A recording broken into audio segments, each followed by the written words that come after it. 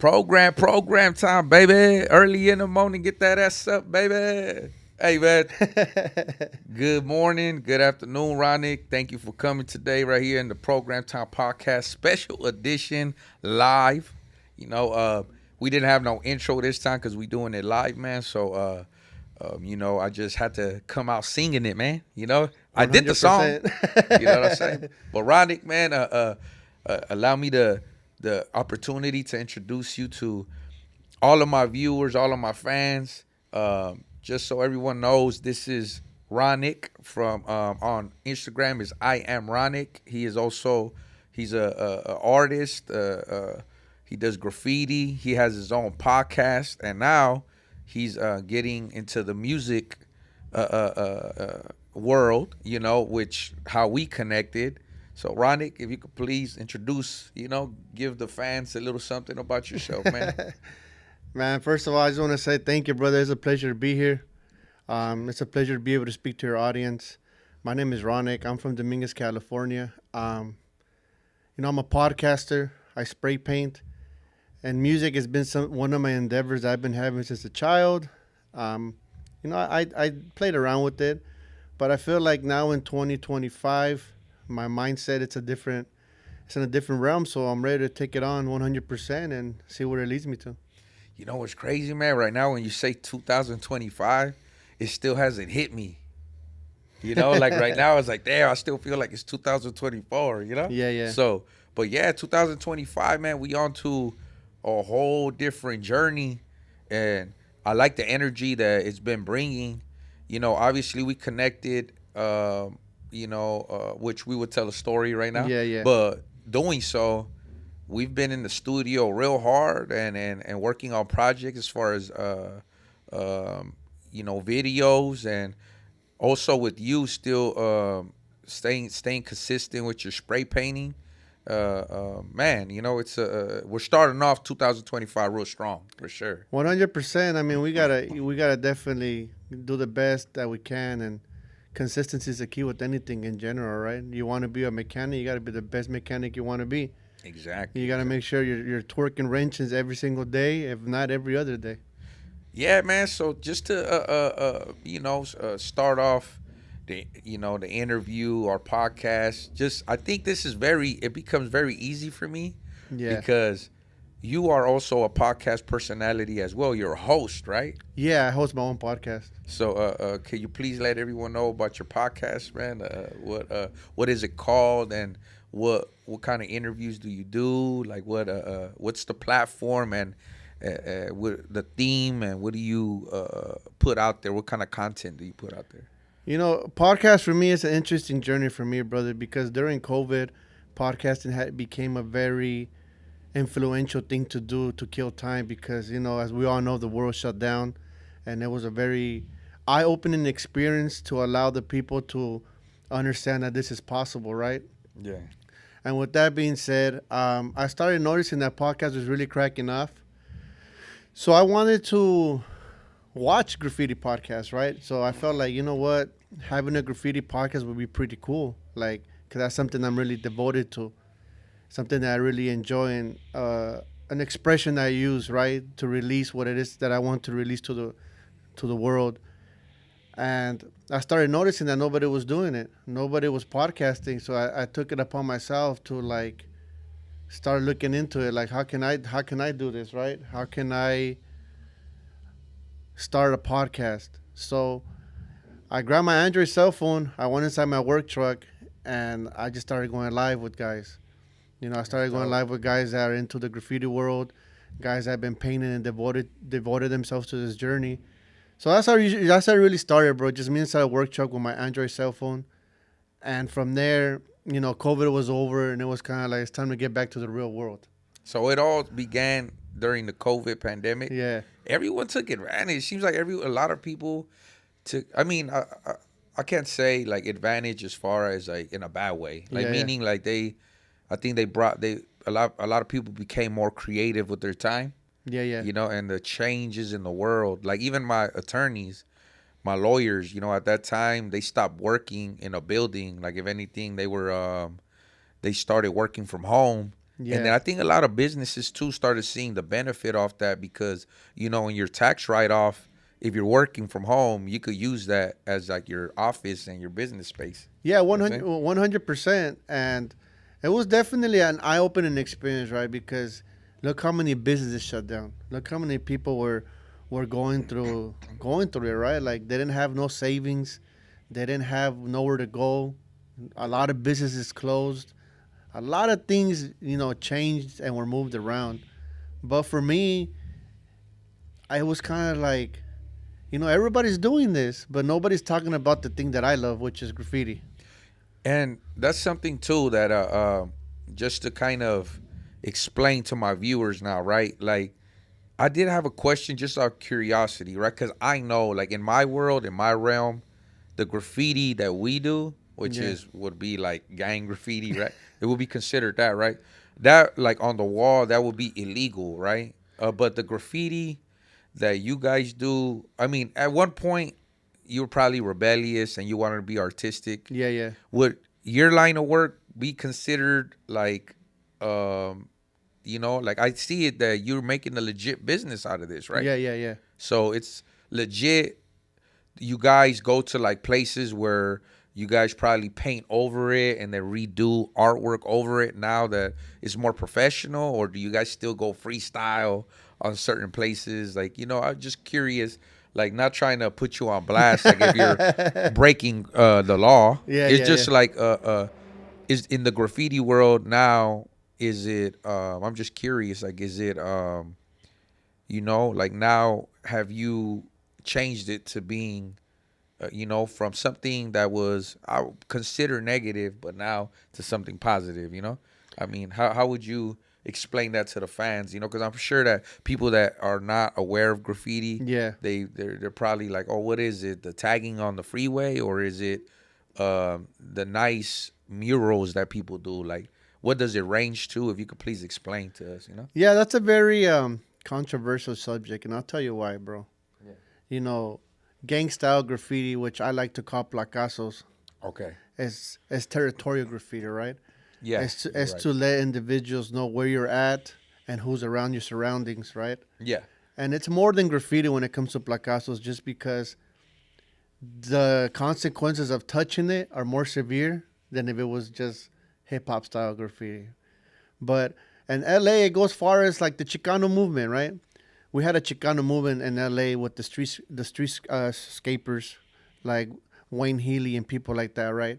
That were putting up these monumental Chicano murals for the raza, for the cultura, because it was heavily influenced, especially in LA.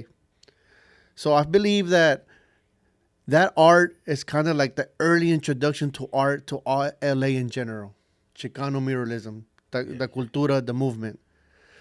From there, hip hop was a very big impact in LA in the early 80s, right? Early 80s, late 70s, hip hop was a very big influence. And with hip hop came graffiti. You're right. So, gang culture in LA, as it developed, right? This gang style graffiti influenced a lot of graffiti writers. The big placazos, the block letters, the the flares. You know what I'm saying? The connections and the way you form this placa is it has style, right? Of course. You had to be a artistic homie to be able to be the one to go put up the placas, because that's how you represent the neighborhood, and people took pride in that. Which, in my personal opinion, they have lost that pride in 2025. Because sometimes I go and I see placas and they're horrible.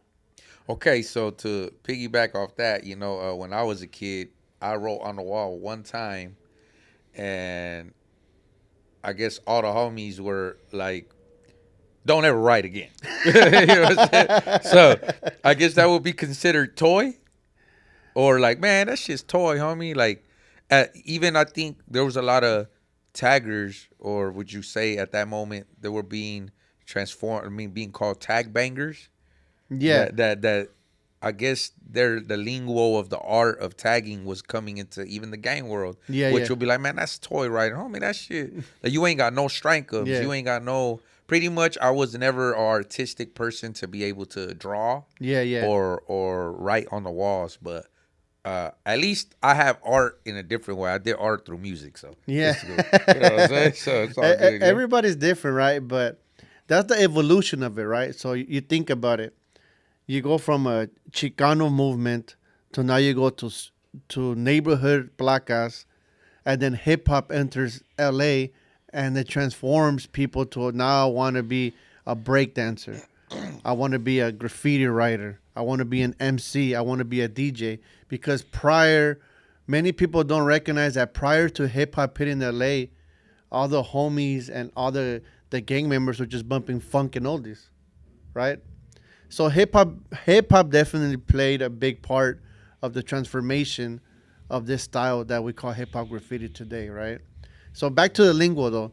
The lingo did come from New York, like the terminology like toy and etc. Right? But I feel like tag banging had a bigger foundation here in LA just because a lot of guys were growing up with their buddies and they wanted to do their thing, right? Like, oh, we just want to skate and tag. But the neighborhoods that we're in, they weren't having it. It was kind of like you're either from the neighborhood or you're gonna get dealt with. Pretty much the gangsters in the Yeah. neighborhood, right? Yeah, yeah, yeah. The gangsters would kind of be like, you're either from the barrio or you can't be out here. Yeah. And I feel like that, in my personal opinion, that's what started tag banging. Because some of these graffiti writers, they don't want to step down and be like, hey, we're going to drop everything we're doing and get down with the neighborhood. So I feel like that's where tag banging started forming, right? You know, Yeah, you got. so it was the cross Yeah. of the cultures, which we all live like in the same block, same homes, Yeah. right? So it's just when me growing up, I thought that was just normal, but now seeing the cross of the cultures, you Yeah. know, and also we could go all the way back to, it's crazy how New York. I mean, as much as we have the East Coast, West Coast beefs, and or LA is Yeah. better, New York is better, Dodgers is better, Yankees is better, whatever the case. I have a lot of fans that are New York, but a lot of tagging and graffiti like came from New York, right? Or Yeah, from yeah. the East Coast, correct? Yeah, it did, but it's fair to say that in the West Coast, we already had placazos. Like before the New York graffiti made its way to Los Angeles, Uh-huh. there was already placazos here. Like you had fools doing big block letters with like the spider webs and Yeah, the yeah, 3D or the Playboy bunnies and stuff like that, right? Stuff that was like big to let you know, hey, this is a barrio. You're entering whoop whoop. You're here. Yeah. So yeah, that was already here, and that's still considered graffiti because it was illegal. If you were caught doing placas, it's illegal, right? Okay. Yeah. Yeah. So it was still graffiti. So there was already something here, but I think New York just brought a flavor to it, a flavor of funk, like bright colors, 3Ds, cuts, cartoons, backgrounds, and stuff like that. So it developed it a little bit more, to where now instead of having a big placa, now you have a letter with an arrow, right? And then you have like some bubbles, and then the background and a cartoon character like a b-boy. So it developed it, and now it's just a worldwide sensation. Like everybody in the world does it. Yeah, you also being involved in the you're turning your business into graffiti. You're doing a lot, positive things with it. Like just recently, you did a Christmas, giveaway for the community and all that. So it's just it probably has a bad stigma, like people look at it bad, but there's actually a lot of positivity. I've met a lot of artists that, like, man, they make communities beautiful, with the Yeah. art that they put up there, and then you making, you doing your movement. But I did have, just because we are live now and then we are reading the comments on this, uh, I did mention LA and New York, but you have some fans here that are from Texas and North Carolina. Yeah, yeah. Like, I know that, writing, obviously LA and New York took a big part, but did Midwest or down south in the United States, did they ever have any impact in because it seems like your history about Yeah, yeah, yeah. the art of tagging and graffiti and Yeah, all yeah. that. Did any of, like, Chicago or Texas, now North Carolina or anything ever take be involved with the the growth of where we're at now, or Yeah, 100%. Because you got to see it like this. Like when hip hop hit the world. yeah, It didn't just hit LA, right? yeah, It wasn't just like, oh, hip hop hit LA, only LA, right? So and New Mexico, they had a movement. New Mexico had some crazy guys coming out of there. okay, San Francisco had some amazing guys coming out of there. okay. So yeah, it Yeah, wasn't only yeah. just Tejas had people rocking. Texas, right? Yeah. So it became a worldwide sensation where like everybody was coming out and doing the thing. But you also got to remember when this entered the world, there was no social media. Exactly. So there was no hopping on the Instagram and people seeing your stuff. So it was more word of mouth. You had to mail each other pictures, meet each other through magazines, or just go hit the streets and meet people there and start traveling. So nowadays it's easier for a young guy to get into graffiti because now you could just make a Instagram profile and you have access to the world. Exactly. But back then it wasn't like that. But you got some amazing guys from Texas, New Mexico, uh, Atlanta, Miami, like all over the Yeah, world. so it's worldwide. So Yeah. yeah, hey everybody, just because right now some of the fans on the live chat felt like that we weren't including their state, but Yeah, nah, yeah. by all means, I'm learning right now. This is why I think me and you, Ronic, ever since we met, I think we click because we pick at each other's brain. You know what's crazy? The Yeah. first time I met you, you were gonna do a mural at the West Factory, Yeah, right? yeah, yeah. And so pretty much, we were gonna hire you for your art, Yeah. and then the first question once we met is like, it seemed like your curiosity, and you were straightforward about it. You're like, you do podcasting, right? And I'm like, yeah. And then you were all like, how do you feel, man?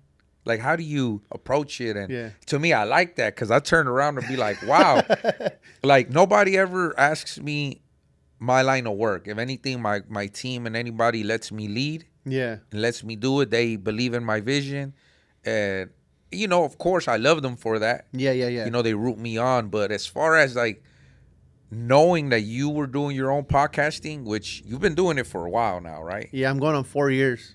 Yeah. So these 4 years, obviously, you're very experienced. So to have a conversation with another host of their own podcast, I also have questions, man. Yeah. I also, and then two, we just started picking at each other's brain, man. So, and then two, I've been involved with my life as a youngster and in my 20s.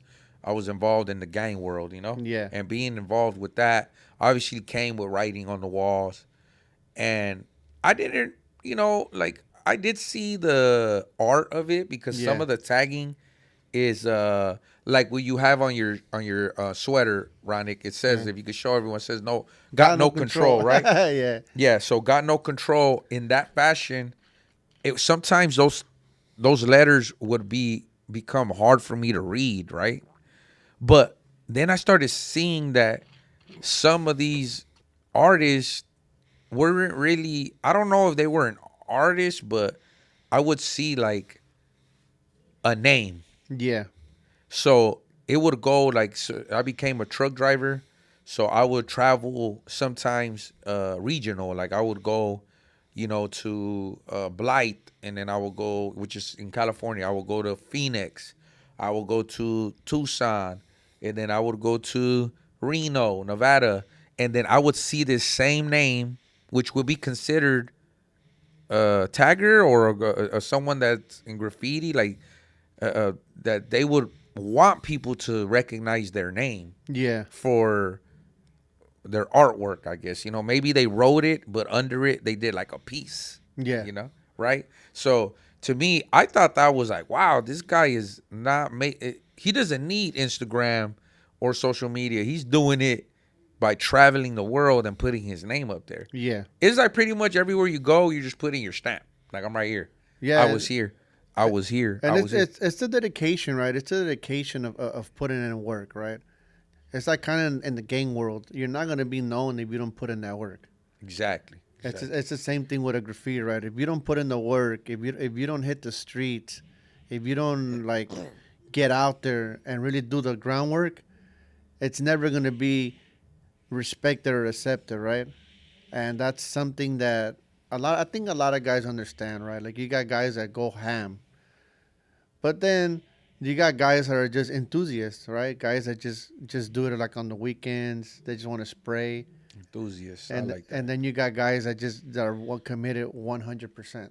100%. I'm gonna do this day and night, which is great. To each his own, right? But understanding the difference, the boundaries, the barrier between a graffiti writer and a street artist, right? Graffiti writer and a street artist. So So there is a difference. there's a barrier there, Okay.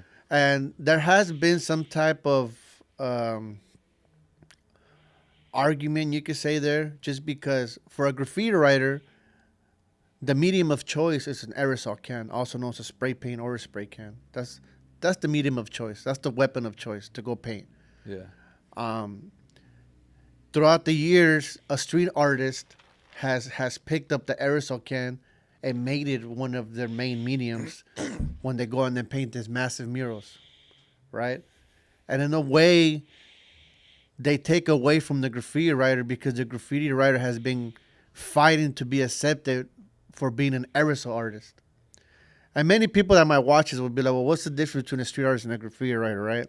Yeah. A graffiti writer's main focus is letter structuring, making sure that letters flow, connect, and it makes sense, right? By making sense, it looks good. Yeah. A street artist could just be a guy that went to school, has an art degree, and now he's painting murals for a living, but he's using aerosol can to do these murals because, in their own words, it's faster and it's a lot convenient for them.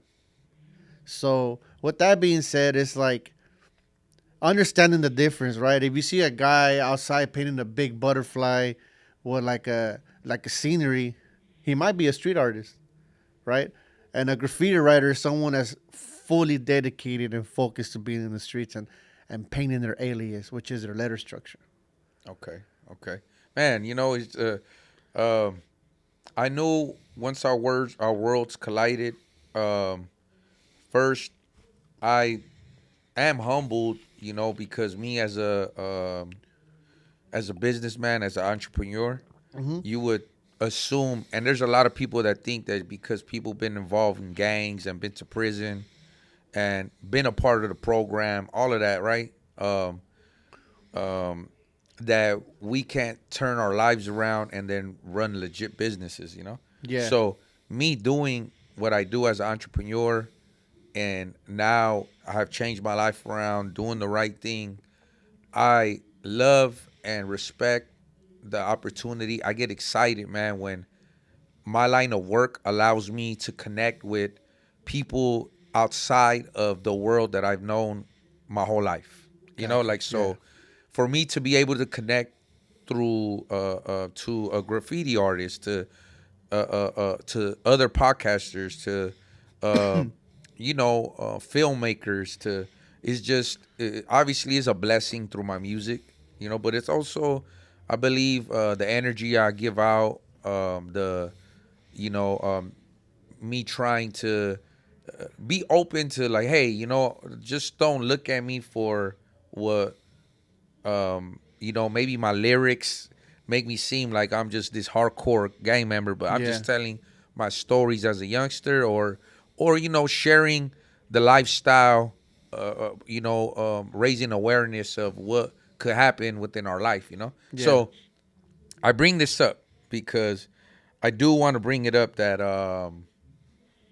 pretty much, like, you as a graffiti artist, uh, you also take that chance with, like, hey, I'm gonna connect with young Dopey, Yeah. and um, and that's, I would say that's brave of you to do so, because is in our both worlds, which you're a graffiti artist, and then me being from my background of where I come from, um, people could look at it like wrong. People could look at it like, and obviously, nobody wants to be put in a, like, in a, how would you say it, like, being judged for you know someone else's, how would you saying, lifestyle, or Yeah. so. I do respect how you carry yourself. Each time when we do business, we do it as, uh, which is me as entertainer. Young Dopey and the Six Block Records, Yeah. the program time, and then also with you, I respect your boundaries. To you, let me know like, hey, Dopey, I respect you and the streets, because I'm from the streets. You are from the streets. I know I met you through the streets. But my whole thing is that I like how you set your boundaries to be like, I'm here to do my work, my job, which is my brand and my graffiti and my podcast. But anything beyond that, you know, you can do what you do, and then I have to move on and continue what I do. You know what I'm saying? Like pretty much not. We're not. It's we have to respect each other's. Like I respect your boundaries. There, Yeah, yeah, like yeah. is what I'm trying to say. Is like I really do. I get impressed by the discipline. Because sometimes because of the entertainment business, you want to hang out with the next person to continue to try to see how we could, you know, bond more or create memories, right? Yeah. But in this world, man, like, um, sometimes you just gotta stand on business and then just keep going, because it could be a dangerous thing, like 100%. right? It could 100%. be a dangerous thing, like say, and I bring it up, man, because I do. I'm pretty sure the world out there, they see sometimes like where there's a graffiti artist next to a gang member, automatically people are gonna think like, oh yeah, this guy is from here, right? Yeah, yeah, Is yeah. from this gang or so. But with me, I'm letting my listeners, because I do have a lot of homies here that are gang members, Yeah. and then two, I'm pretty sure they see a lot of artists, um, and respect them. You know what I'm saying? Like obviously with us in our world, in the gang world, with kids when they're taggers, we want to recruit them Yeah, yeah. and have them jump into the gang, right? Like, hey, since you're doing this, you're already in the lifestyle of getting jumped into the gang, like might as well be from the hood. Like you said in the beginning, like, oh nah, the gangsters did not like it, right? Because it was a territorial thing, Yeah. But how do you adjust to that, Ronic?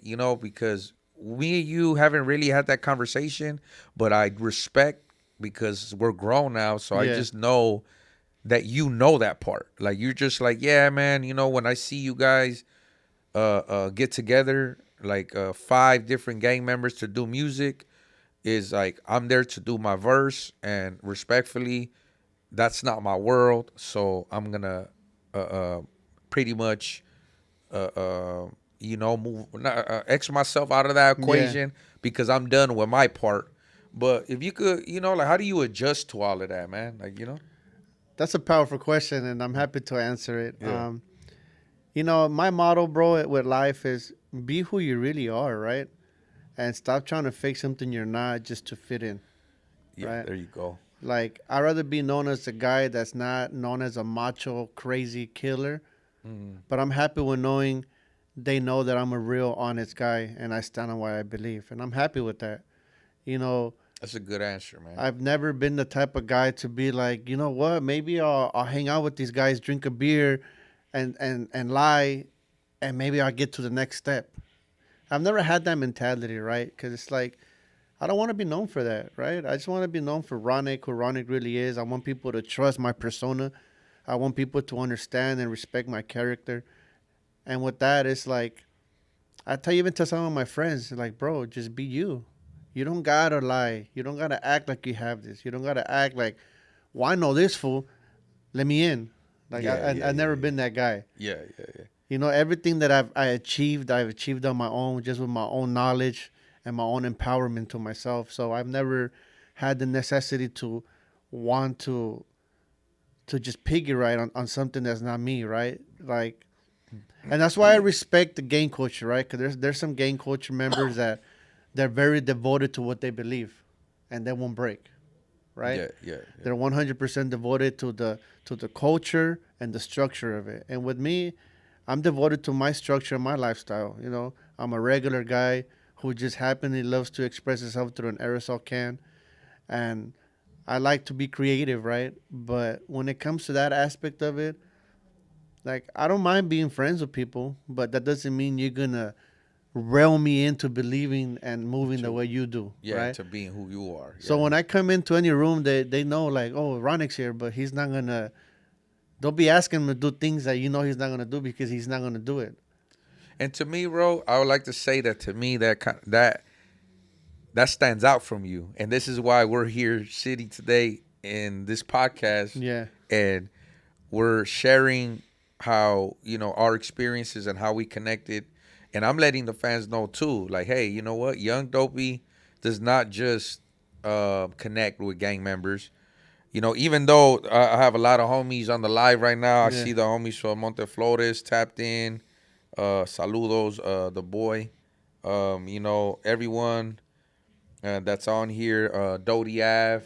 What's up, little homie? I send my love. What's up, everybody? Yeah, and just talking about this. Oh yeah, Vic Uno Dominguez in the house.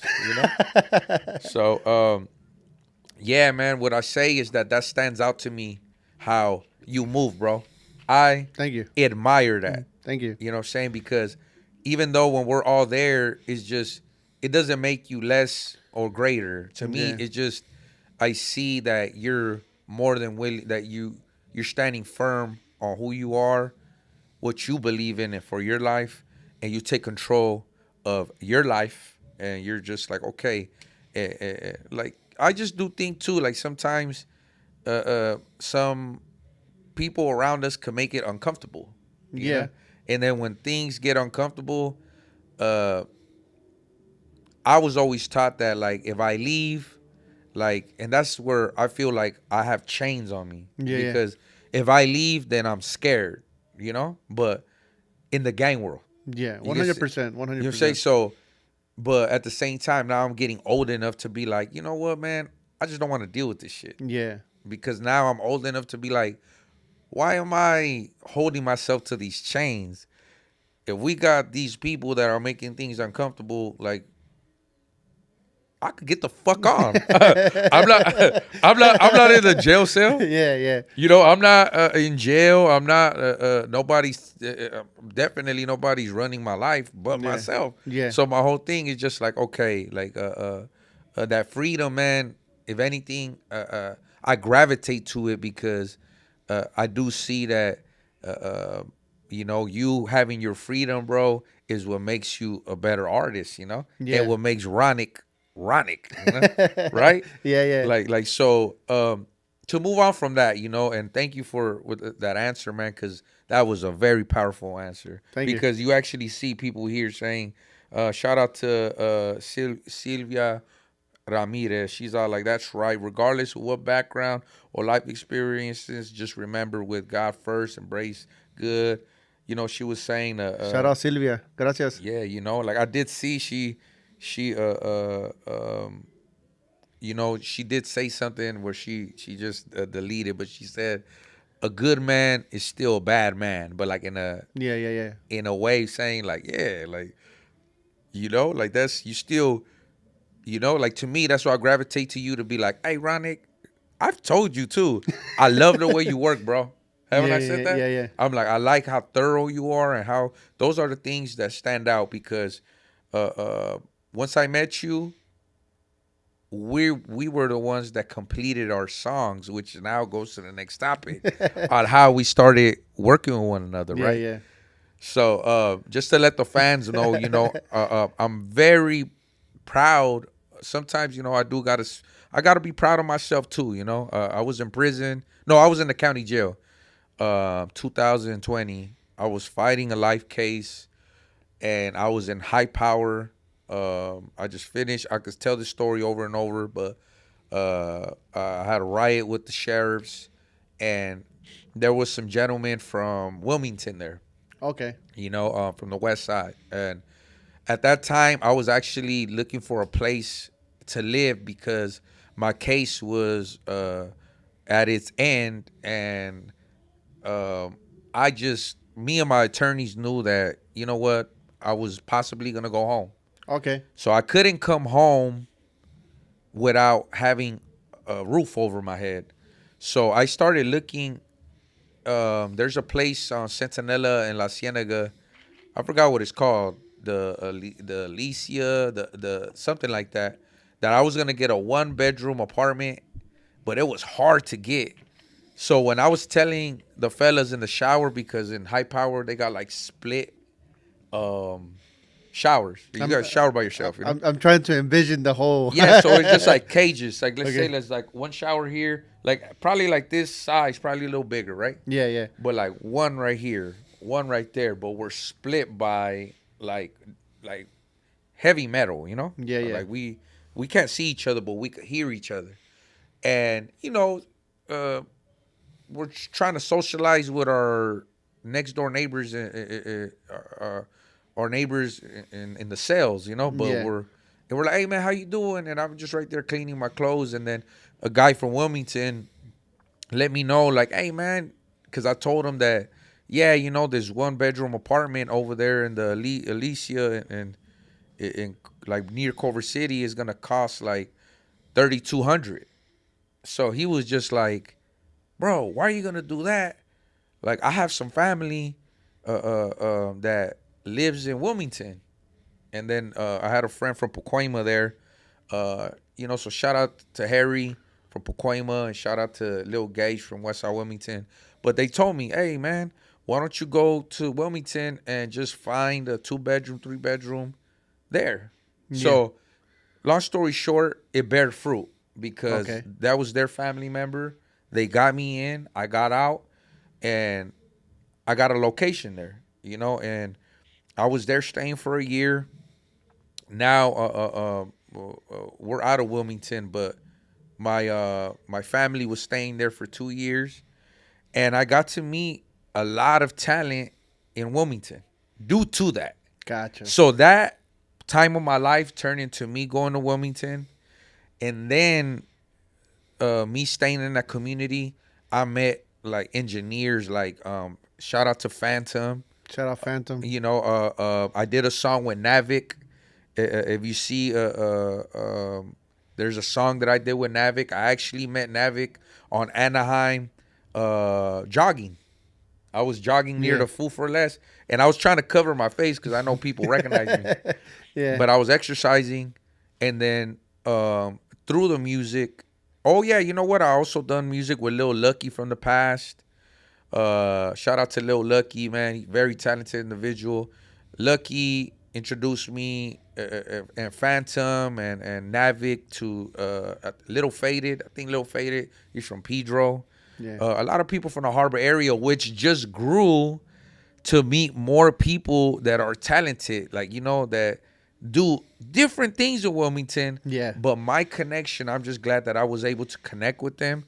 And then I got introduced to Hood, which is Hoodsta 23. Everyone, you know, I did some. I For did those who some don't know music. Hood, he's full of energy. Yeah. So Hoodsta Shout out actually, to Hood, by the way. yeah, Little Lucky introduced us to Hoodsta 23, and then from there, man, Hoodsta introduced pretty much. I felt like Hoodsta was the reason why I connected with the fellas in Dominguez, Okay. which were, you know, I met you, Ronic, because you were gonna come and do a mural Yeah. at the West Factory. Yeah. But and then I knew the connection was because, like, oh wow, I'm meeting all these people in the Harbor area, and Dominguez is in the Harbor area, and Hoodsta happened to have a cousin which is Greedy Yeah. from Dominguez, and then you know he brought you,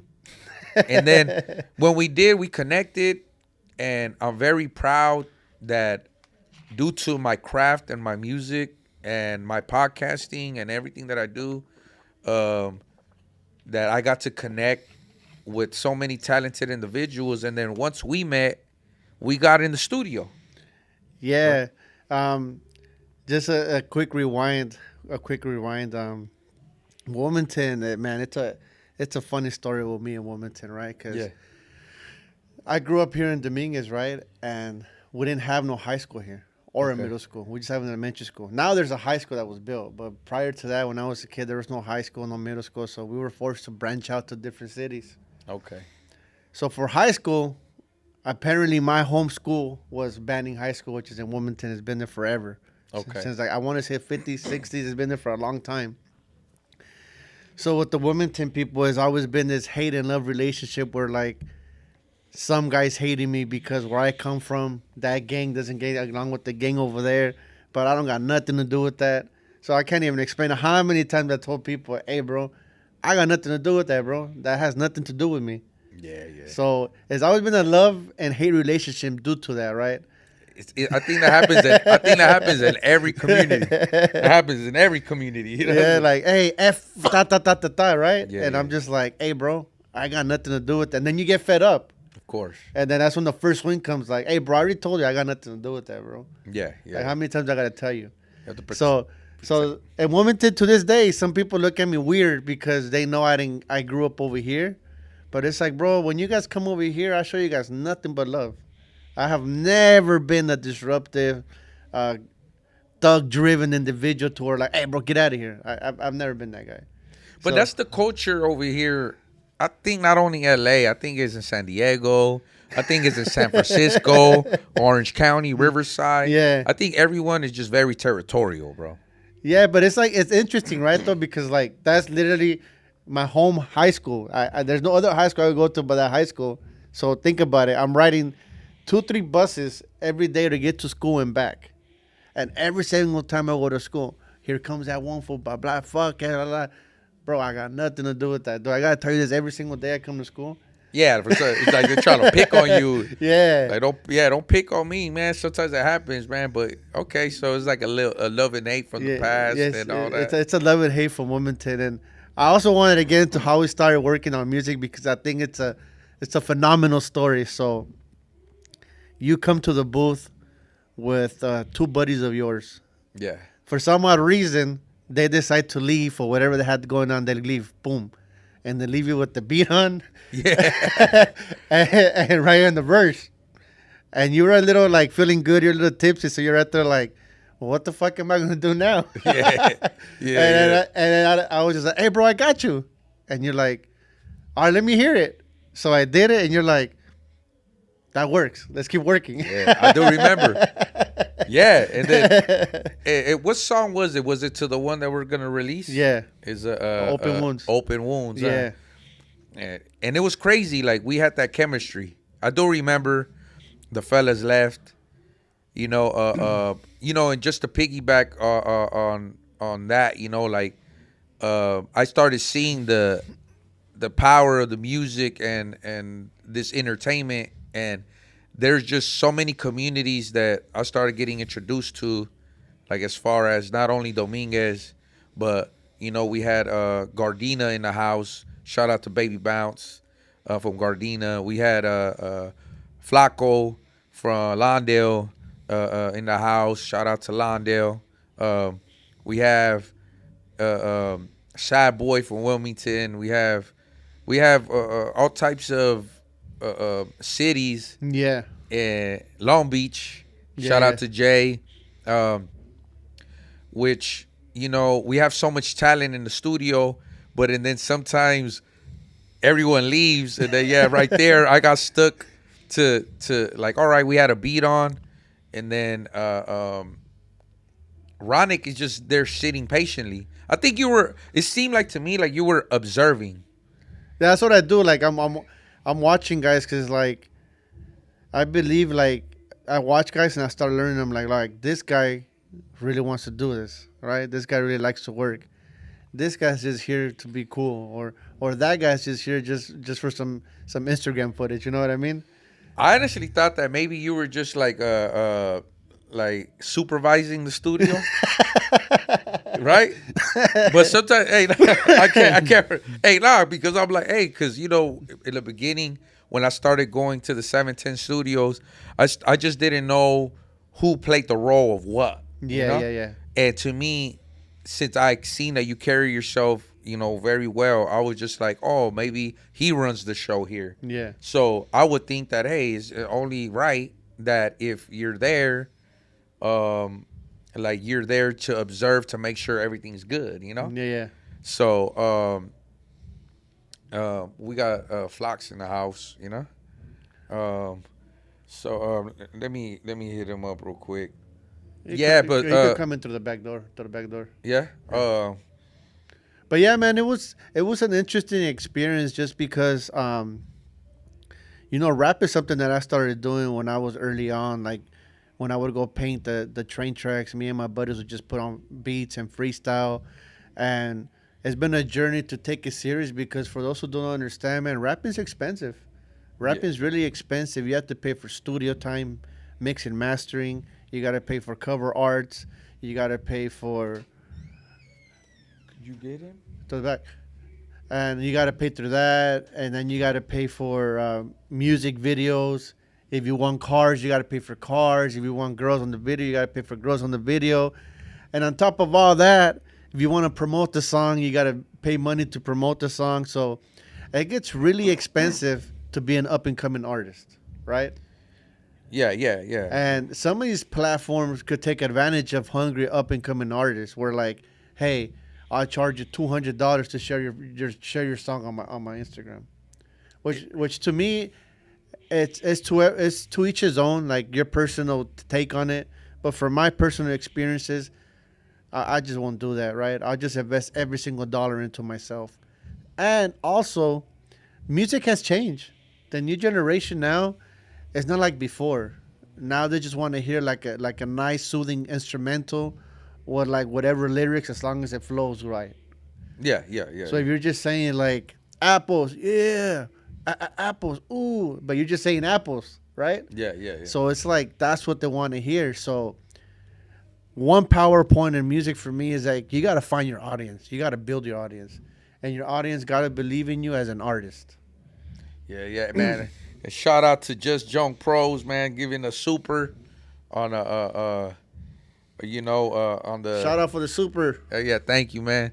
I do want to we had like some guests that some other artists and show up right now, which we just directed him around. But please let me circle back to the story. Yeah, so when I was at the studio, pretty much on my first days, the 710 Studios in the Harbor area, and then Ronic, I assumed that he was just supervising or something. But when the other artist departed, I'm like, hey, and he's like, I'm like, you make music? Or he was right there doing something. He was writing, and then I heard him, and then I'm like, hey, you rap too, right? He's like, yeah. He's like, all right, let me hear you. It was dope. So, and then we made it happen, and we actually did like first we had like 2 tracks, yeah, for sure. Yeah. But like after that, probably that week, we did a few tracks, and the chemistry was there. Yeah. So the reason for this podcast today is just to show that the relationship and how it bared fruit. And now on Wednesday, we're gonna have the song "Open Wounds" come out. That I'm gonna post right after this on my Instagram. Is a hyper follow, so you could pre-save. So please pre-save the song "Open Wounds," and then also we're gonna be dropping the video right the day after. Yeah. Probably the same day, but or the day after, and then I just work better like that, bro. Like I don't like to have a bunch of people around me talking nonsense and acting stupid when it's time to work. Exactly. So right now too, this is why with the I started seeing too, even investing in other artists. Sometimes I would get like an 8-hour session in the studio, and then they'll be right there with balloons, with girls, nozzing it, getting high, and then I just paid for a whole 8-hour session. Yeah, that's money wasted, bro. That's opportunity wasted. Why? Because probably this artist works like Monday through Friday, and I finally got you here in the studio, and now you're just blowing it off. Yeah, it's like it's a big slap in the face, right? Because like I don't know, bro. I just take the craft extremely serious. So, like if you tell me, hey, Ronic, I need you here at 10, 9:30, I'm there. Yeah, yeah, and I'm yeah. already prepping. Like, hey, we need water, we need something. All right, boom. By 10, press the button. Let's go. And I think that comes with, like, I just did a shout out to the West Factory, Shout out West Factory. yeah, to our Champion City podcast. I actually think that comes with being sober. You know, Yeah, yeah, yeah. I think you focus more. Like a lot of the artists that we be around, they Yeah. indulge in partying. Yeah, You yeah. know, they like the lifestyle. You know, sometimes they got strippers coming around, and Yeah, yeah, yeah. the strippers, that's a distraction.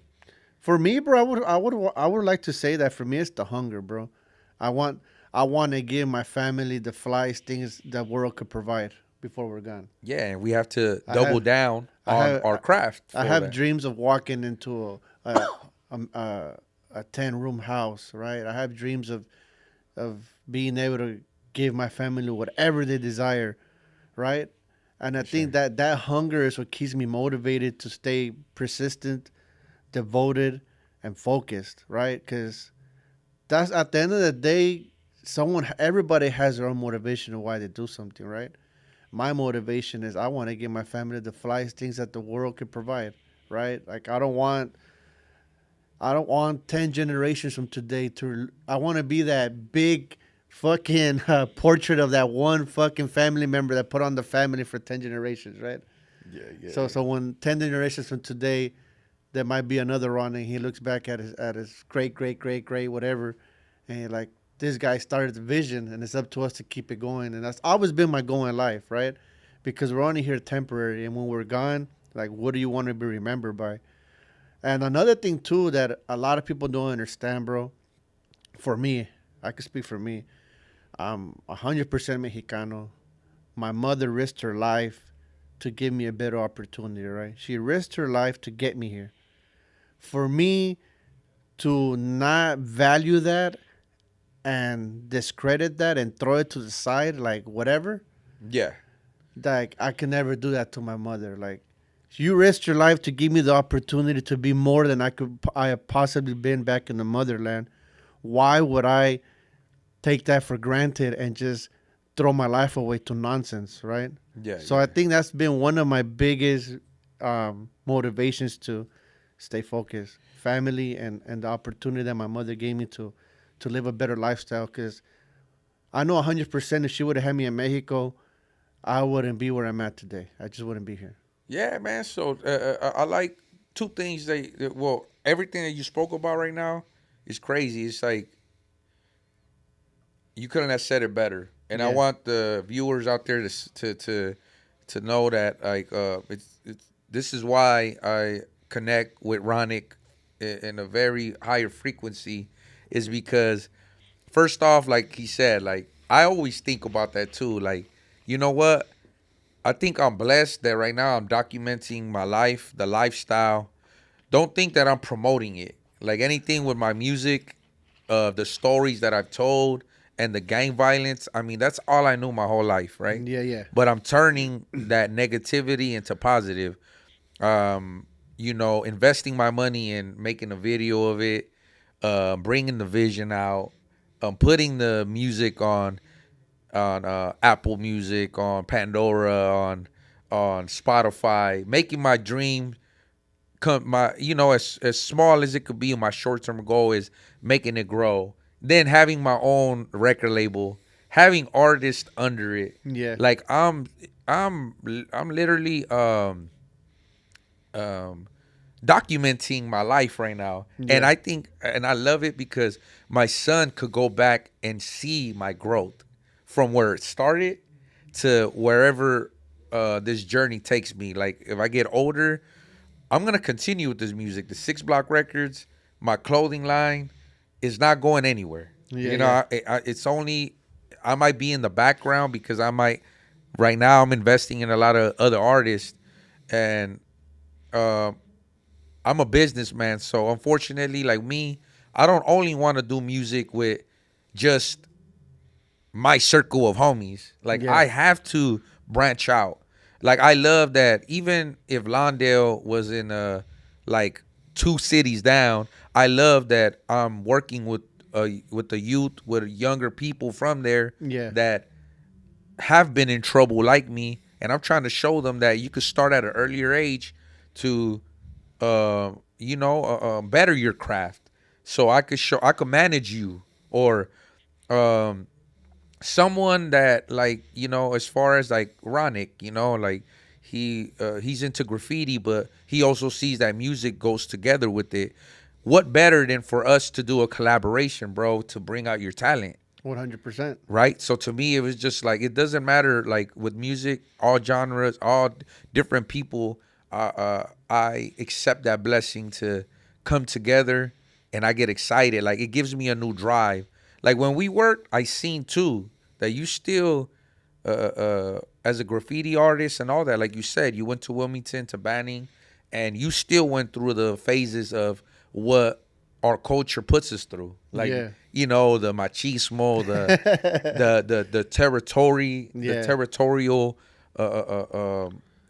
energy that every city gives out. You know what I'm saying? So yeah, that's one thing that I like that you said, but also I also always think to myself as well that my parents crossed the border, and this is why when I'll fight cases, and I was fighting so many years of being in prison, Yeah. like, I will feel some shame to myself, even though I'm proud of it sometimes because I overcame it. Yeah. Yeah. Obviously, it didn't break me down. What doesn't break you down only makes you stronger, right? 100%. So, but at the same time, there is also other things. Like, it was embarrassing to my family. It was shameful, But once I dragged myself out that hole, it's like my family still loves me, and I just don't feel like I was a waste. Yeah. And shout out to the homies. I don't ever want to, take the glory from those homies that put in that work and are doing life. And some of them aren't gang members. Some of them made a mistake out here, Yeah. The law takes you down, and then you got to do life in that jail cell. Or those people that passed away, being, at a young age due to the circumstances of the streets. Like, that doesn't make you a failure. There's still life in there. Obviously some of these people are resting in peace. But me personally, the way I felt at that time, it makes you feel ugly when you feel like you're gonna bring shame, or you're gonna create like you're gonna be a bad apple, and you're just gonna, like, you did no good with the opportunities you were given. Like, pretty much my mother and father crossed the border just for me to go away and not leave a legacy. Like, to me, Yeah. I feel like I was destined to leave a legacy, So And I feel the same way. And then I also want to thank you, bro, because when I met you, you opened up my whole thought process to that realm. Because as soon as I seen you, I asked you, certain questions about yeah. certain things that I didn't understand, but I wanted to understand. yes, And you gave me a good perspective and understanding of why the culture, runs the way it runs, and why there's major league players, there's minor league players, and there's scouts, and there's Yeah. bench warmers. exactly. And I understood. But prior to that, it was hard understanding, right? Because when you're a normal guy like me, you're just watching what you see, hearing what's being said, but there's no outlet that really, informs you of why this is happening, why it's formatted the way it is, right? Yeah, yeah. So it's hard to understand it, but again, I mean, I thank you because you helped me understand it. And if I ever have to be that guide off camera to anybody that doesn't understand it, I have a better perspective to answer those questions. Yeah, man. And too, it would be, and I do it, with pleasure. Like, Yeah. to me, it's just like, man, I'm glad that if I could make someone else that pretty much in my shoes, like, you have your own podcast, Yeah, yeah. and you interview some of the greatest people, and of course you're just trying to cater and make sure that you're doing the right thing for the culture, for our people, and for your viewers. Yeah, yeah. So me too, man. If I ever, this is why respectfully, I do not want to come off like I am like wrong, but I am curious. I'm literally asking questions about the graffiti. Yeah, yeah, yeah. I do want to understand. I think it's a dope craft. Like my friend Gangsta Wish, he's my compadre. He's my family. Like literally, he's very artistic. Yeah, yeah. Like his little brother, Miguel M. Chico, like him and Moco, which is a tattoo artist from my area, non-gang member either, and they're the ones that sketched out and did my West Haven Okay. logo. Yeah, shout out to the homie Moco. He got down with the get down. Yeah. Hey man, so as you see, like we the art and everything I do too. Like they also did my elite cover art for the compilation. I just see that the art goes into it works together with the music. Yeah. And if I ever had any questions about your aerial work, like I wouldn't hesitate to ask, bro, because I know how you are, and I know you would lead me down the right path. You know what I'm saying? So I just think that's how entrepreneurs are, man. Like they shouldn't feel like, like we could help one another. We could help one another out all the time, bro. Yeah, I mean, entrepreneurship is interesting, bro, because I think the hardest part is to understand when to be firm on your word and when to be open to an idea, right? Like sometimes you gotta be like, no, it doesn't work for me. I'm sorry. Yeah. There's no hard feelings. We're still friends, but it doesn't work for me. And I think that aspect of entrepreneurship, a lot of individuals can't control. They don't know how to say no, and then that's why a lot of businesses don't work. But I want to take the opportunity that we're on this, brother. I have a question for you that I to me interests me a lot. Yeah. 2025, we're in a period of time where hip hop has definitely changed, right? Yeah. It's in a different realm where like kids dress different now, right? Yeah. The attire is different, the terminology is different, and it feels like now when you drop a song or you're an up and coming artist, you get judged more on your looks, appearance, and demeanor rather than the craft. Yeah. For someone like you, bro, that you've been doing this for so long, how do you adapt to that? Cause like now it seems like the newer generation is kind of like they have certain haircuts, certain attire now, certain way of talk. How does someone like yourself that been in this game for so long adapt to that? The good thing is I have loyal followers and loyal fans. Like Yeah. they don't ever stop rocking with me. Like they stay rocking with me. We have something is that good? Is it still running? Yeah. Just give me 1 second. Okay. 1 second. I think it just gave me a notification. Yeah, man. So just to continue on answering your question, the good thing is I have people rocking with me regardless. But now that I have a son, I definitely see that he's always looking at shorts, like which are like reels, and everybody's attention span is very, very short and minimal, Yeah. So the way I look at it, as far as adapting, I feel like I shouldn't have to change, let's say, the way I dress. Okay. I feel comfortable in my brand new blue West Haven shirt. Like this is brand new. I have my own brand that I push. I know it's clean. I put some cologne on it. You're gonna see me on one soon. We're gonna do a trade. I'm gonna hook him up with some Gano control, and I'm gonna give me some West Seven. Yeah, man. Thank you, bro. I got my Lakers, LA blue hat. Yeah. Official. I feel clean in my attire. Like, look, I got my Versace glasses on. I feel fly. You know why? Another thing too. Don't think that we wear these glasses just to look cool. Imagine sitting in front of these big lights for an hour or hour and a half. It'll mess with your eyes, you Yeah, know? yeah, yeah, yeah. So some people will be wondering, like, why are you guys always wearing glasses? Like, Yeah. it's hard to, like, these lights are on us, you know? For me, So, it's funny because when one of my viewers see me out on the street, if I don't have the shades on, they don't think it's me. okay. So they'll Oh, be so like, they're used to seeing you like, like oh, that? I'm Ronic. No, no, no. Where's the shades? And then I put the shades on. And it's like, oh shit, it's you. What up, man? Yeah, exactly. Yeah, some people they're used to that, but like right now, I know you guys see the reflection in the eyes. We got like big lights on us. Look, I got some clean 501s on. I got some brand new white kicks on that I feel fantastic. I feel Yeah, fresh, yeah, right? yeah, yeah. Now, my jeans, my belt is tied to my waistline. I don't have to sag. That's Yeah, yeah. just not my style. Yeah, But the way I look at it, man, right now in this new era of rapping and all that, some of these guys, they don't pay attention to the craft. They don't, they cause don't.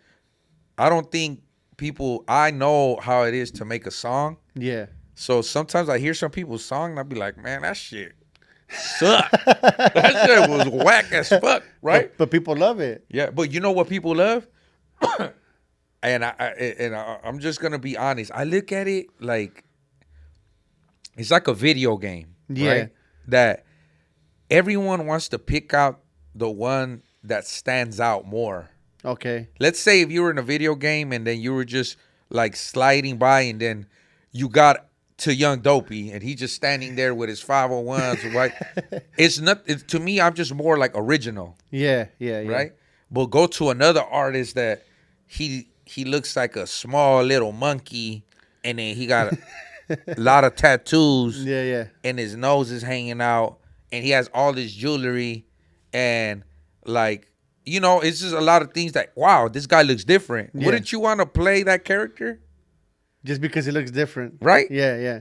So I just feel like some of these people that they see these artists and they be like, damn, they look different, bro. They Yeah. do. Like, and they look like a fucking video game character. 100%. So, and there's nothing wrong. I think that's a dope, like, how would you say it? Analogy. Analogy, but definitely good branding.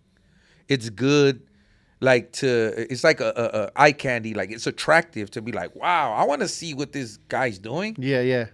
You get what I'm saying? So Like 6ix9ine. You take a 6ix9ine for example. yeah, That guy looks like a whole golly full on something different, but people gravitate to it. But Yeah. but one input I wanted to Yeah. make to this talk before Okay. we end it. When you look at the analytics, right? You look at the analytics and you look at the business point of it, right? You want to target the younger generation because these are the people that have the time and energy to go to shows, yeah, right? Which is a very big income as an artist. of course. Then you want to look at it. These are the kids that are going to make the apparel cool. If you have a bunch of kids wearing your apparel, then that becomes cool. exactly. Then you start generating more sales, right? Yeah. So has that ever been a thought to like, okay, I want to target the young generation? Has that ever been an idea? Of course, me as I'm still consider myself young. I met, there's been good examples of artists that, or anybody like in country or not in rap. Yeah. There's more younger artists that could gravitate to younger kids. They blow up quicker, of course. But with me, I'm content on where I'm at in my life, Okay. because I don't feel like I have to change who I am or like, and I'm okay with that. But what I'm saying is that I also do know in order for my business to prosper and continue as a businessman to gain profit, Yeah. this is why I'm always seeking new talent. Okay. So like right now, I have an artist, Dopey. He's a very, he's young, 17, 18 years old. I have I'm investing in other artists that are 21 years old. Okay. And obviously they're gonna be the ones that we're gonna put the branding on. Like, do I think? I mean, I'm pretty sure they would love for me to give them chains of jewelry showing our brand. All of those things are in the making. Okay. With me, I'm also an investor, so I would definitely invest in their craft under my umbrella and under my brand and management, Gotcha. in 100. order for it to keep going. And definitely I know that some of the younger generation might not wear over here, because it's just styles change all the time. Yeah. I'm also very big on always going back to the drawing board and making attire that's more appealing to the younger generation. Gotcha. So right now, I think the only thing that slowed me down, Ronic, was that every day, like last year, every day last year I was living like it was my last day free. Well, okay. Because if all my fans and followers know that, I had one foot in the door of prison and one foot out here in the streets. Yeah. I wasn't sure if I was gonna go to prison or not. Gotcha. So it was hard for me to, even though I was still involved with my music, still involved with everything, and I was still passionately do it. There was just no point in me investing into another edition of my clothing line, like Gotcha. making it more appealing for youngsters. Like, to me, I would just sit there and think like, well, I might go to prison. Like, hold on. But now, look at us now. If you guys see, my connection, that just me getting out of county jail and coming to Wilmington, as you guys see the cipher that we did, that's mostly people here in the harbor area. To me, I'm so proud of that and joyous about it because so much positivity came out of that. Okay. To see that, look at the art that's behind it. Ronic and also another artist, a muralist, right? Yeah. Someone that, Shout out to Hex TGO. yeah, Hex TGO, like they all, that was the art behind it. So we're incorporating all of this, Yeah. Yeah.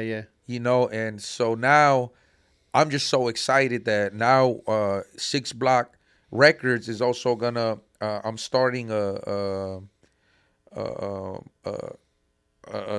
branch from 6 Block Records, which is going to be 6 Block Films, because Okay. now I want to start doing short films, and so I'm going to make sure that grows, and I'm going to make sure that the artists that I'm investing in, that they grow, and Yeah. some of them, like, sometimes I be tripping out, like Dopey Ave, my guy, he be having some crazy haircuts, man. And I'll be like, man, that's the way you want to look. You're just like, Yeah. oh man, this is fly, homie. Like, and I accept it. I'll be like, hell yeah. But I'ma always be who I am. I'm always represent myself how I am. Yeah. Like, I can't see myself getting a haircut and getting like a zigzag, but my son does. Yeah. Yeah. So I don't talk shit about it. If anything, I think it looks fly on my son. I'll be Yeah. like, damn, my son. But that's not for me. But that's not for me. Like, hey, I'm still bald. I still got my W Yeah. Yeah. on my head. You know what I'm saying? But Is it fair to call it? Because I know a lot of people call it estilo. yeah. Is it fair to call it estilo? Stilo, yeah, style, yeah, that's stilo, yeah. That's what I'll be But like, like man. the Chicano estilo, like, is it fair to call it estilo? Is that what it's called? Yeah, I just think it comes all from hip hop. I think the hip hop has a lot of influence, man. Yeah. Like I said, man, like even some of these rappers, it could be Latinos and blacks, or even Asian rappers, or some of these guys look like fucking video game characters, And sometimes when I see them, I don't pay attention to their to the song.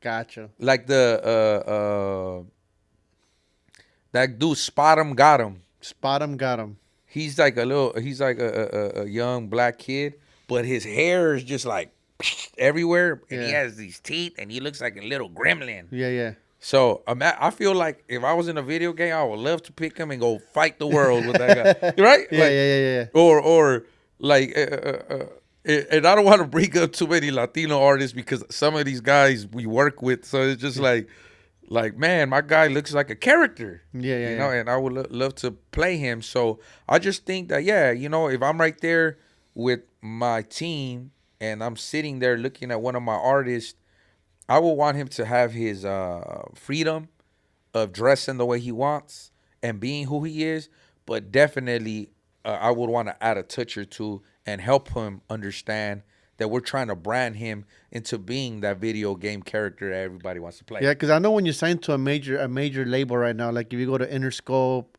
Def Jam, whatever it is, right? The first thing they're gonna do is they're gonna change your whole persona and character.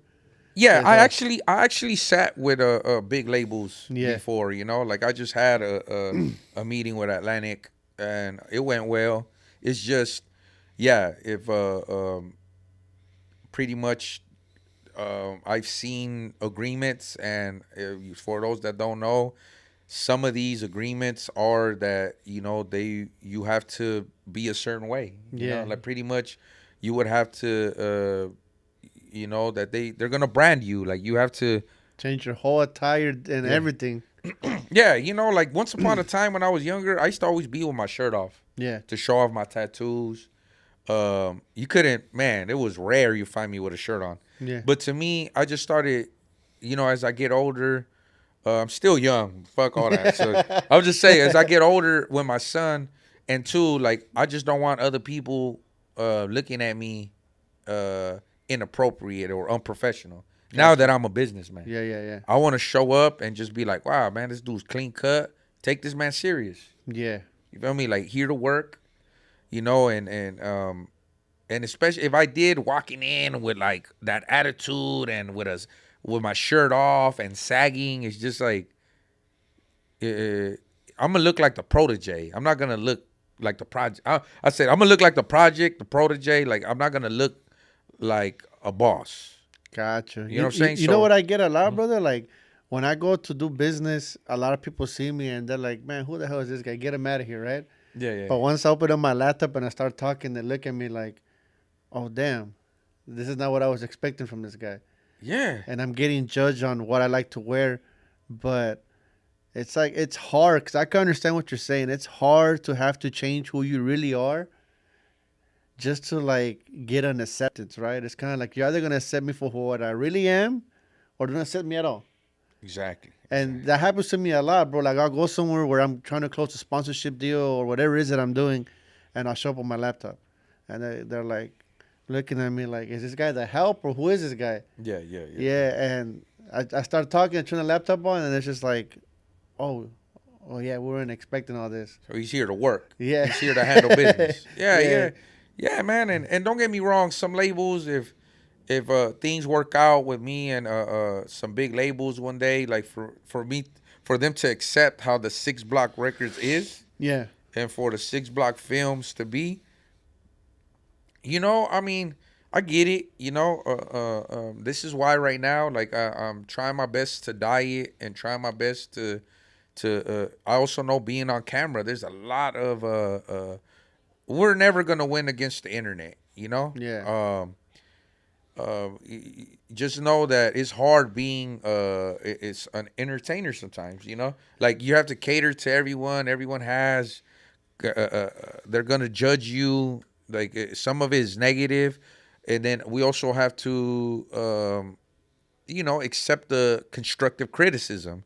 People are gonna criticize, but with me, I get it. Like if I could somehow adapt, yeah, I will to my comfort, yeah. Gotcha. and also I can't, you know, if there's things against my morals, like there's like you know, there's a lot of homies like you know that we don't talk about certain things like prison politics Yeah, yeah, yeah. or you know start talking about violence and or woofing like right we're not gonna be right here like yeah Yeah. like we it's just I think people would know like man that's not Something you want to talk that's about? yeah that's not but two that's not Young Dopey that's Yeah. not the 6 Block Records that's not Like, so even if I might not be getting, because everyone loves controversy.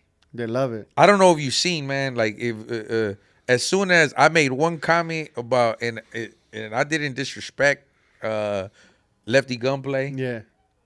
it just went viral.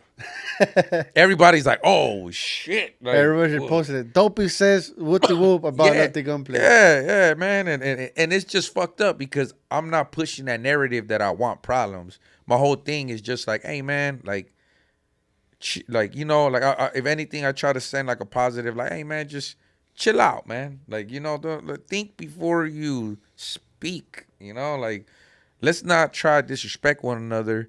But it's just an example of what I'm saying. I'm not trying to go back and revisit that small little issue that got ironed out. Yeah. But my whole thing is that people like drama, people like controversy, but imagine me doing that on a daily basis.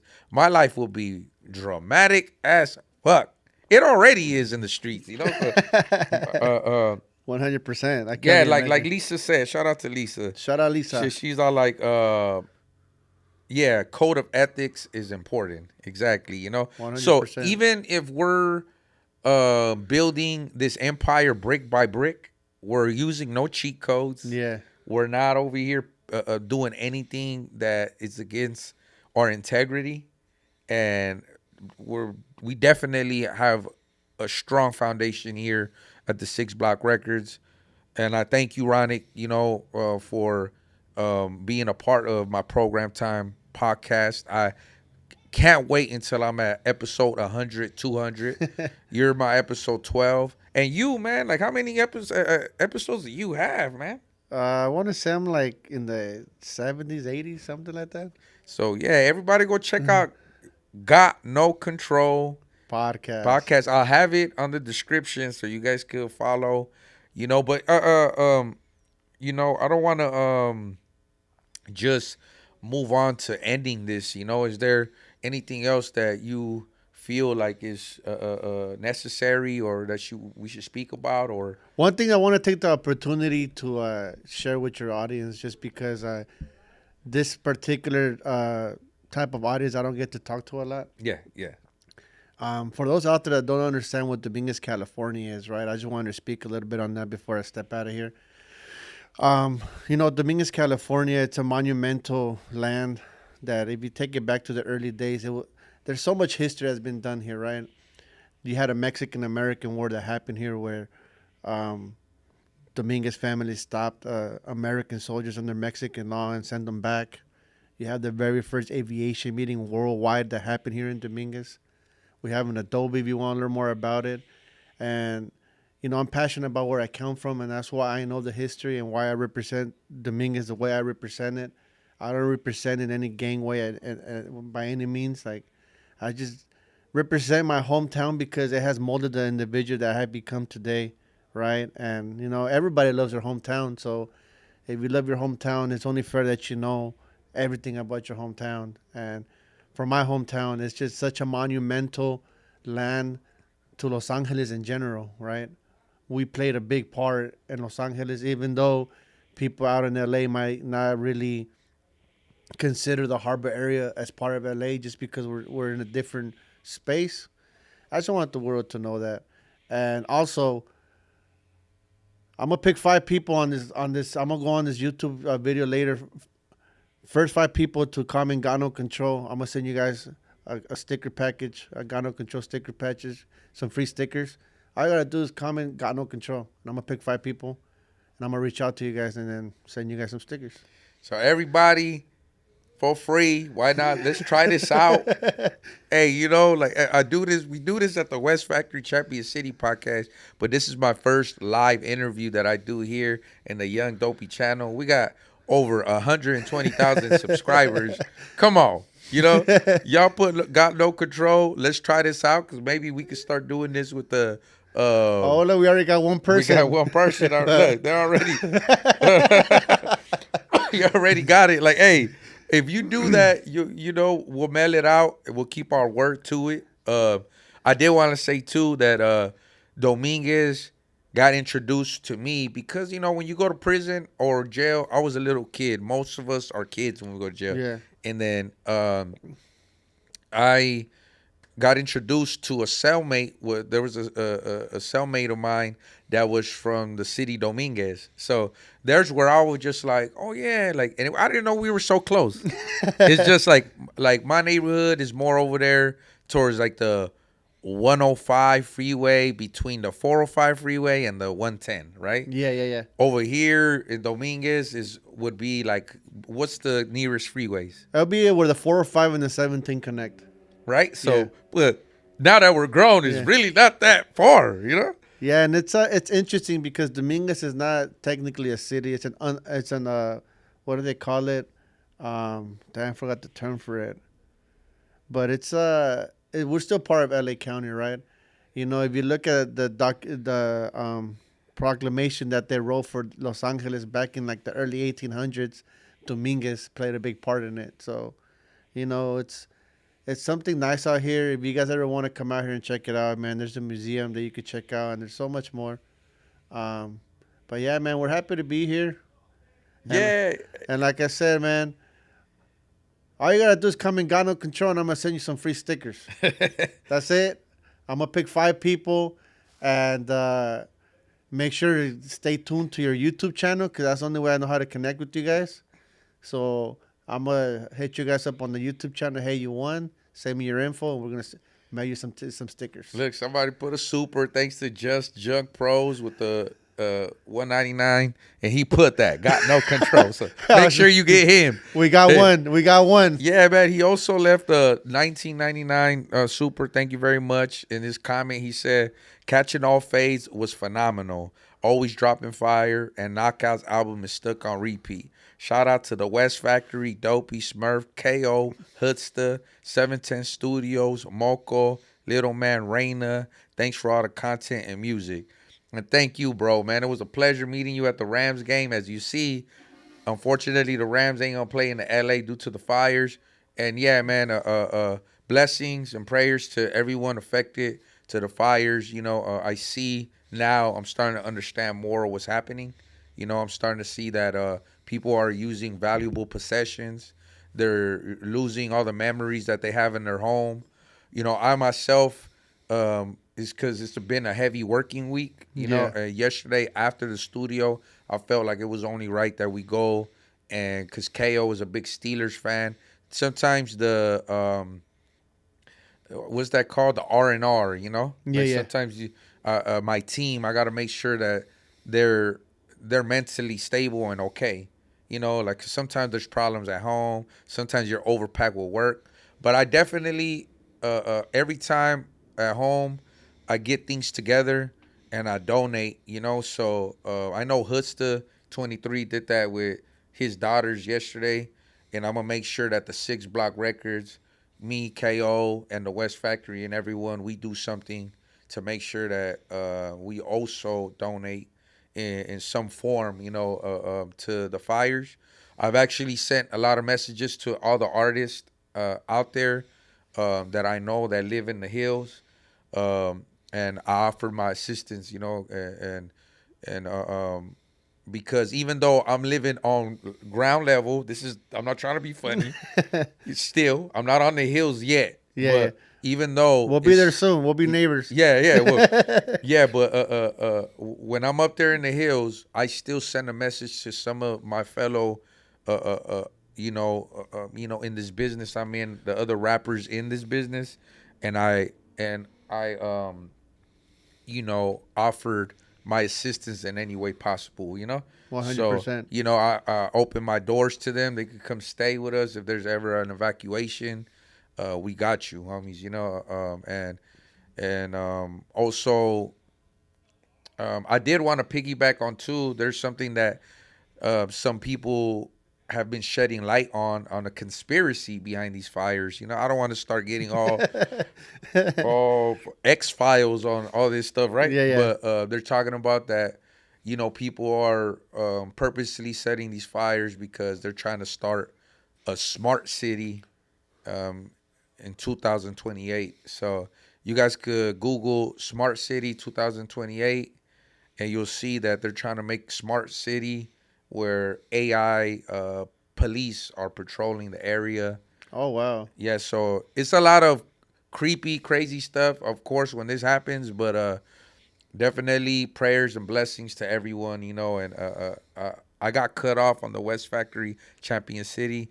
Before we go, like, is everything cool? Your family, no one was affected by No, that, or? no, I want to just thank everybody that reached out to me. A lot of people that don't know where I live reached out to me and messaged me, and thank you for that. And also, I want to say it's really upsetting to hear that some of these insurance company has shut down fire insurance policies to cover these people that have lost their belongings. I know there's city officials that are working to, rebuttal from that and fix that. I've seen videos of that, and I just want to send my condolences to anybody out there. Um, Got no control. We're looking into how we could give back and help out. We have limited resources, but the little resources that we have, we could definitely make something happen. Um, I just hope everybody's safe out there. And if you don't know where to go, there's a lot of resources being given out right now. So make sure to check out the county website so they could lead you into the right direction. They're giving out food, clothing, um, food for pets, and etc. So stay safe out there, everybody. Yeah, man. So with that being said, I appreciate y'all hanging out with me, hanging out with us, with Ronic. Make sure that after this on Instagram and TikTok, I will put the link for the song that we did. It's called Open Wounds by Young Dopey and Ronic. So we will drop the song on January 15th, Wednesday. And then the same day or the following day, just look out. I'll drop the video. It's fire. It's fire. I love Yeah, it. it's a very, very deep. We're talking about our struggles growing up in the streets and how it could affect you. And in the video, you also see the fine art and graffiti that Ronic does.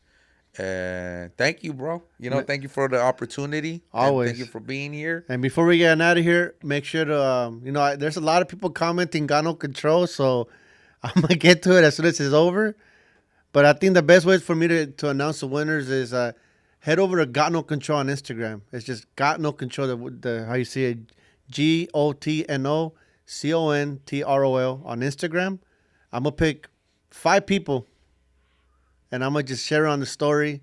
And make sure to message me, and I'm going to send you your sticker pack. I'm a man of my word, so I just want to make sure you guys get these stickers. They're pretty dope.